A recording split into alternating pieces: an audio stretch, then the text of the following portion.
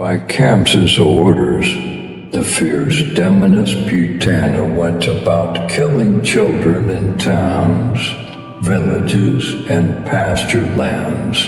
Her only occupation was to kill babies. She had the power to move in air and assume any form she liked. This wanderer of the skies entered Gokula at will and assumed the form of a handsome woman. She entered the house of Nanda and saw the divine child in the cradle, the death to the wicked, with latent prowess and splendor like fire submerged in ash. The cruel Putana took the babe on her lap and suckled it with her breasts containing poison. The Lord squeezed her breasts by his hands and sucked through them her vital breath. She screamed forth, let go, no more." Her eyes bulged out. At last she fell dead like a great mountain. The Gopas with Rohini and Yasoda came rushing to the spot and took up the child, which was playing fearlessly on the body of Putana, who was freed from her sins. As she suckled the Lord, the smoke that rose out of her burning body was fragrant like that of sandalwood. As the touch of Sri Krishna's body purifies even the enemy, Putana became the foster mother of the Lord.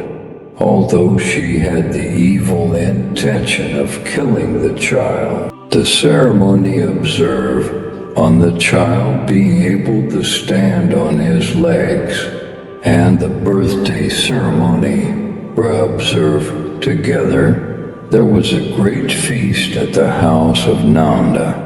After completion of the bath, Yasoda found that her child closed his eyes in sleep, and so she put him to bed under a cart, which contained vessels full of milk and curd. After some time, the child opened his eyes and cried for his milk. As Yasoda was busily engaged in receiving her guests, she did not hear Sri Krishna's cry. He then kicked the cart with his feet. The cart was upset. The vessels were broken, the wheel and axle were upturned, and the yoke was shattered. The Gopas and Gopas were struck with wonder. They could not account for this wonderful phenomenon. The boys who were playing there told the Gopas and the Gopas that the child Krishna, while crying, had overturned the cart by his kicks. But the latter could not easily believe what they said. They did not realize the immeasurable strength of that child. One day, Yasoda was fondling the child on her lap. Suddenly, Krishna became very heavy like a rock. She was not able to bear the weight of the child, and so she left the child on the ground and proceeded to do some household work. A demon Trinavarta by name, a servant of Kamsa, carried away the child in the form of a whirlwind at the instigation of Kamsa. The whole Gokula was wrapped in dust and darkness for some time. The demon reached the sky, but he was not able to proceed further. On account of the heaviness of Krishna, the child gripped his neck tightly, and the demon was strangled. He became powerless and could not throw down the wonder child. His eyeballs protruded, He fell breathless from the sky with all his limbs shattered on the stones below. The gopas saw Krishna lying unscathed and happy on the chest of the dead Asura, and became immensely happy. They restored the child to Yasoda. One day Yasoda took her child on her lap and suckled him. She kissed her son again and again. Just at that time the child yawned when he opened his mouth.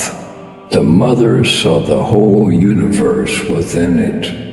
She saw the sky, the space between the earth and the sky, the sun, the moon, the stars, the four quarters, fire, air, oceans, continents, mountains, rivers, forests, islands, and all things in the universe, animate and inanimate.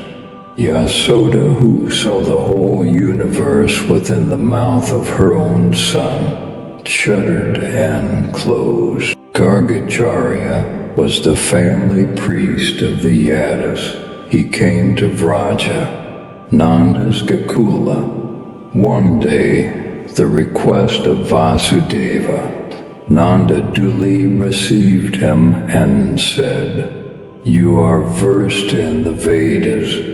The science of astrology has been propounded by you. Please perform the naming ceremony of these two boys." Garga replied, "I am known as the priest of the Yadus. If I conduct the naming ceremony of your son, Kamsa might suspect your son to be the eighth son of Devaki." Nanda promised strict privacy. Garga performed the ceremony in a quiet and unfrequented place.